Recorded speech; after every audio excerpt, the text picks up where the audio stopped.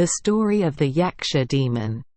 Once upon a time, in a village high in the mountains, there was a young man who inherited his parents' inheritance, including a small house and a beautiful horse. He made a living by occasionally leading his horse down the street on the beach, then buying what the villagers needed to sell to them, usually salt, tea, and sometimes fatty sea fish. One day, he returned from the street, carrying mackerel, tuna and a bag of salt. All morning, he had to hold the reins and lead the horse until noon. The road up the mountain was rough and difficult, so both man and horse were tired and needed to rest. Luckily, they found a clearing with fresh grass and a stream of clear water. The young man took the goods down and put them under a shady tree and let the horses graze. Then he went to collect some dry branches, build a fire, and cook tuna porridge to regain his strength, because he still had a long way to go. "I'll grill 2 more mackerels and drink clear spring water first. Then I will regain my strength to continue on my journey and will soon be home." The pot of porridge began to boil, emitting an attractive aroma throughout the forest, when suddenly he saw a young man. The muscular young man came down from the mountain. He had never seen him before. The young man approached, smelled the fragrant fish porridge. His eyes sparkled with hunger, showing that he was hungry. He spoke up and asked him, "Oh sir, please give me some porridge. I haven't eaten anything since morning, I'm so hungry." His voice sounded very pitiful, his eyes eagerly looked at the pot of porridge. The young man said to the young man, "Sit down, I know what it's like to be hungry and thirsty. This pot of porridge is enough for both of us to eat, and I will give you another piece of grilled fish." He scooped a bowl of hot porridge and gave it to the boy. Then he scooped himself a bowl and ate so diligently that he didn't even lift his head once. The porridge is delicious and the grilled fish gives off a very attractive aroma. But when he stood up to get the fish, he suddenly saw a strange boy putting the last piece of grilled fish into his mouth. He was about to tell him, "You're too greedy." But looking at his eyes, he seemed so hungry and thirsty, so he remained silent and only gestured with his hand to show disappointment.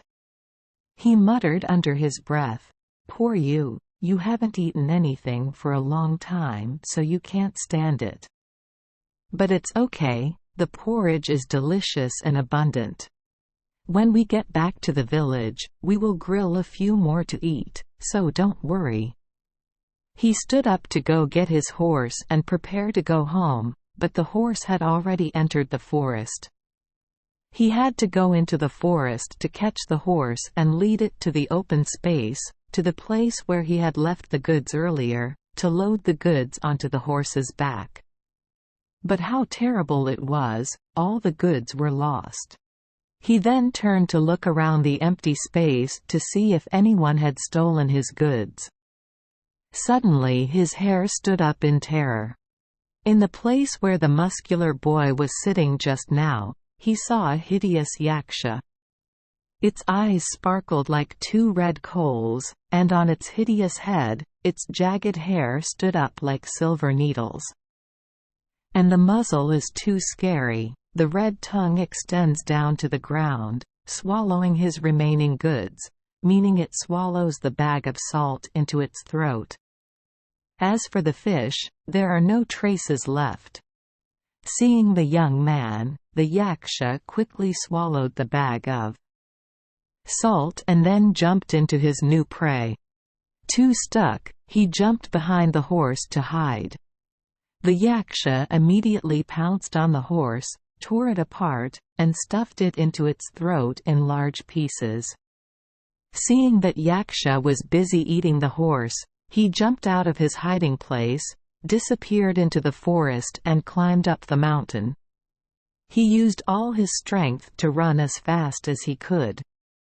Because he tried his best, he felt more and more tired, often tripping up and down many times, but he still heard a terrible growl in the distance.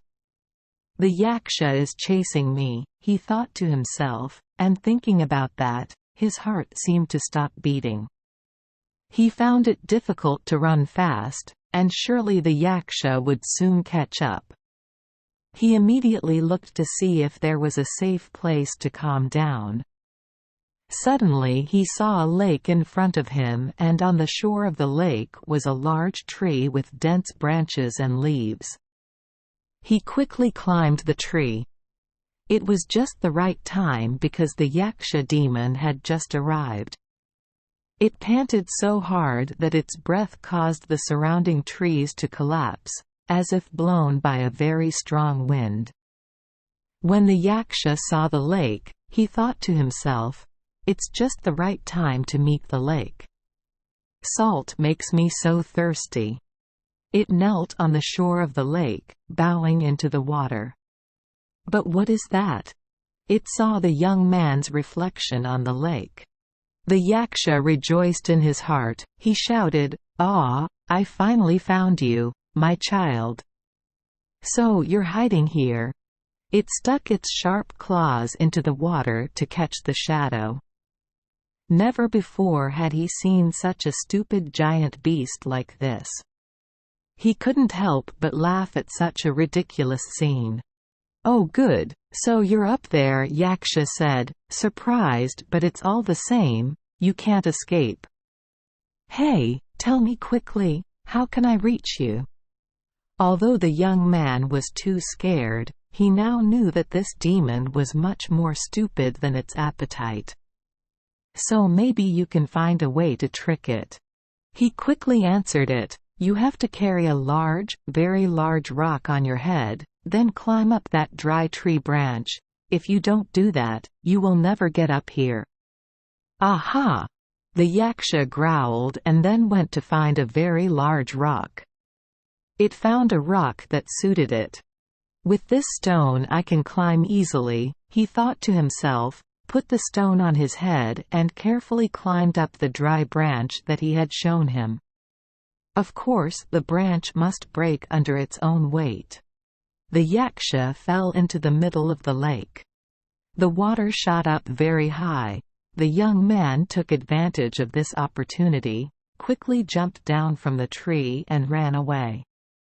Meanwhile, it was already dark, and fear had exhausted him to the point that he could no longer stand up straight.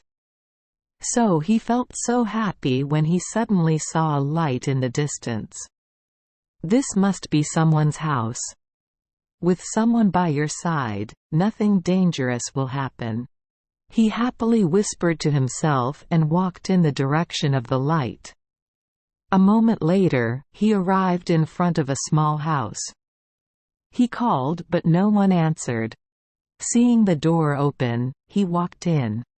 The house was empty, only the fire dancing in the fireplace. At this rate, the owner probably won't go far. He sat down by the fire to wait for the owner to return. He sat like that for a long time, his eyes narrowed.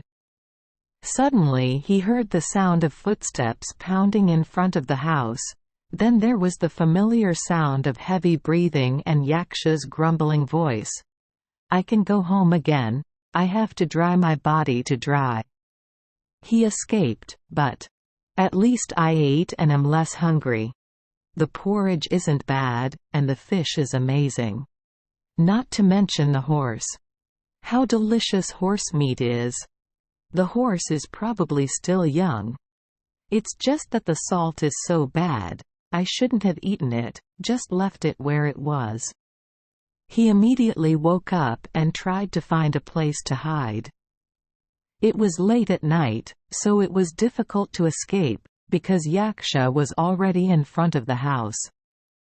Being so desperate, he had to climb up to the beam above the fireplace and lie down against the wooden beam so that the Yaksha could not see him.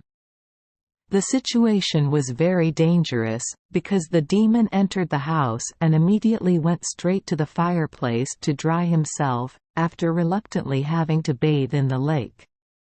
It was wet and shivering from the cold. It sat on one side of the fireplace, holding its claws over the fire.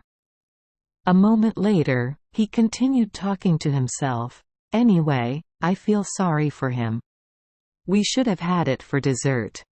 Now thinking about this, I feel hungry again. If only there was something to eat." Having finished speaking, it turned its red eyes and looked in all directions. "Ah, I thought of it. Let's go cook rice flour cakes to eat." He groaned as he stood up, went to the pantry and then came back, holding an apron with many rice flour cakes in his hand. He put the cake on a large iron plate to bake it until golden on one side, then turned to the other side, back and forth until the cake was completely golden before taking the baked cake and placing it on the edge of the oven. The fire in the fireplace radiates a very pleasant warmth. The Yaksha turns the cake more and more slowly. His head fell to his chest, then he raised it, then he fell again.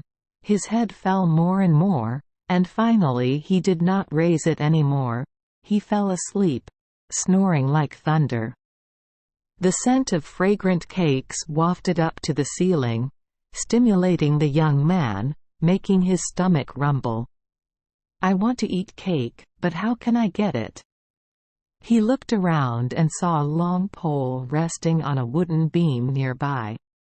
"This will work," he thought to himself, then carefully held out his hand. The Yaksha was still snoring, not moving. He took the pole and stabbed the sharp end into a piece of cake lying on the edge of the oven. The piece of cake furthest from the Yaksha. He slowly pulled up the piece of cake. Ah, so delicious! But one bite doesn't quench the hunger.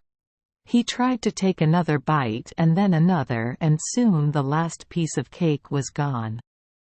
Yaksha slept a little longer and then woke up. He looked around, annoyed, then grumbled, "What are we going to do? Ah, I remember. I want to go get rice cakes from the pantry." He stood up, went to get another pile of cakes and brought them to the oven. He carefully toasted one, then the other, and placed it on the edge of the oven. The scent of the cake and the warmth of the fire made Yaksha sleepy. He fell asleep and snored like thunder. The young man saw the yellow cakes and couldn't resist. He took a stick with a sharp tip and poked one and then the other. He poked the cake so firmly that he no longer paid any attention to the Yaksha. The demon snored like thunder, snoring until he had eaten the last cookie. A moment later, he woke up and muttered to himself, "What am I going to do? Ah, I remember, I was going to get rice flour cakes from the pantry and bake them." It stood up, but halfway through, it stopped and turned back in surprise. "I've already baked a cake, the fragrance is still lingering in the room." He looked all over the oven, but couldn't find a single cake. Meanwhile, the young man lay on the beam of the house, sweating profusely from fear. However, Yaksha happily shouted, "I'm sure I'm happy Fu-ku ro ku du has eaten it. I really like rice flour cakes. As long as I enjoy eating it, that's fine. Only then will God bring us happiness. If you want, you can still grill more to eat." He leaned forward and was about to go to the cupboard to get the cake when he suddenly changed his mind. "I'm so tired. Don't do anything anymore. Going to bed is best." Then he intended to ask the god Fu-ku ro ku du where he should sleep, in a pan or on a wooden beam to have good dreams, because he thought the god of happiness was probably in the room. He stood in the middle of the room and shouted loudly, "God fu ku ro ku du. I wish to have a beautiful dream. So where should I sleep, on the beam or in the pan?" "Sleeping in a pan," the young man answered firmly, imitating the voice. "Good, I'll sleep in the pan then." Yaksha lay down in the large pan, turned around to find a comfortable position, then yawned and covered the pan with the lid. The young man waited until he was snoring like thunder in the pan, then he climbed down from the beam and went to the door. When Yaksha woke up, he must have run far away. But when he had only walked a few steps, he suddenly stopped and thought to himself, "I can't run away from the demon like this. I can't let it continue to act strangely." He went out, groped in the dark to find a heavy stone, brought it into the house and placed it on the lid of the pan. When he placed the stone on the lid of the pan, he woke up the ghost. He turned around in the pan, sleepily, grumbling, "What a stupid rooster, why are you crowing while it's still dark?" The young man waited for the demon to fall asleep again. Then he went to collect firewood, pile it under the pan and light the fire. The sound of the lighter woke up the Yaksha again. He got angry and grumbled, "Hey, you miserable rooster, won't you leave me alone? Maybe you're planning on crowing all night?" After grumbling, he turned over and went back to sleep. Outside, it was dawn. The room began to lighten up. The firelight combined with the light of the sunrise made the room even brighter. The fire burned stronger and stronger, rising higher. The crackling fire made the Yaksha wake up again. He shouted, "You wretched animal, if you don't stop crowing to leave me alone, I will eat you." "You can't eat anyone else?" The young man said. His heart was happy. Then he added more wood to the fire, until Yaksha died completely. When the fire was out, the young man was about to leave when suddenly he remembered the poor horse. He sadly said, "I defeated the Yaksha demon and escaped death. The hideous demon can no longer harm anyone. But I don't have a horse anymore. I know what to do. How can I make a living, because I can no longer go to the street to carry goods to sell to the villagers and the Yaksha has already swallowed all the fish I brought back to them. How can I eat it? How can I speak?" He sadly walked out of the house, but just outside, he suddenly stopped. It was daytime now, and he saw that the house was full of bones, not only animal bones but also many human skulls. How miserable! All are victims of Yaksha. I almost became its victim too. They don't get a grave. He went back into the house, found a shovel, and dug a hole. When the hole was waist deep, his shovel blade collided with a bucket full of gold coins. He happily shouted, "Compensating for the things Yaksha took from me like this is too generous." Then he buried all the human bones in the hole, carried the box of gold coins on his shoulder, and happily returned home. Thank you for joining us for today's fairy tale. We hope these stories bring joy and meaning to your day. If you love our channel, please hit the subscribe button so you won't miss any exciting tales. Wishing you a good night and sweet dreams. See you in the next story.